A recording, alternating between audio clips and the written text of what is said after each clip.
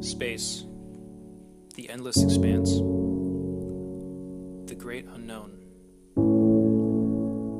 a cosmic sea of black emptiness, littered sparingly with galactic clusters, darker than night and more mystifying than anything we have witnessed on Earth. Thousands of years have passed, and the extent to which our ancestral brethren could satisfy their curiosity was to gaze up at the stars and the moon and wonder, why do they exist? How far away are they? Should Earth be considered the center of everything? They might have asked how to reach those places, saddened that no technology existed in their time that could achieve this miraculous goal. Still, they persisted with these questions, and their voices would echo for thousands of years to the present. We can conclude from this that space beckons us. It is something we rarely think about on our day-to-day, but given the opportunity, captivates many with the sort of perplexity you can only expect from something with as much beauty, despair, and longing.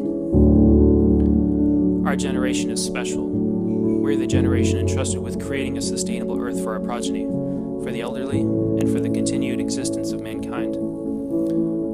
Part of being sustainable means maintaining the environment that surrounds us every day, but it could also mean leaving this home of ours, a minuscule watery boulder floating in solidarity.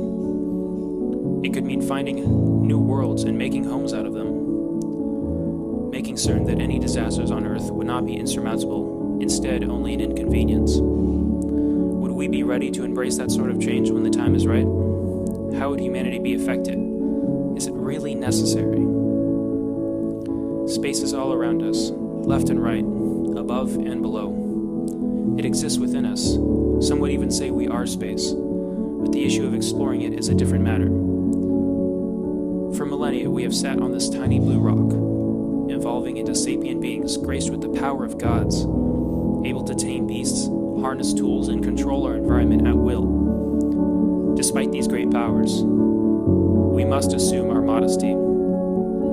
The type of power that would come from harnessing the sun, leaving our solar system, discovering inhabitable worlds, traveling to the furthest reaches of this bubble of reality we call the universe. It's incomparable. Many people today might want to tell you it should not be done or can't be done. But what exactly is the purpose of humanity? Are we really so small now that it should be reason to stay that way? Others would say that the purpose of the human race should be to do all that we're capable of, whether that means changing the human body in life-altering ways, giving everyone an equal and healthy life, or deciding where to go, above the clouds.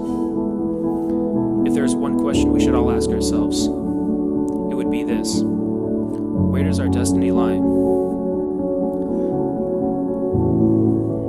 The path to tomorrow may seem scary, troublesome, or even impossible. But sometime in the future, we will embrace the change from a modest, planetary species to an inquisitive, spacefaring one. Branching out into the cosmos is no easy task.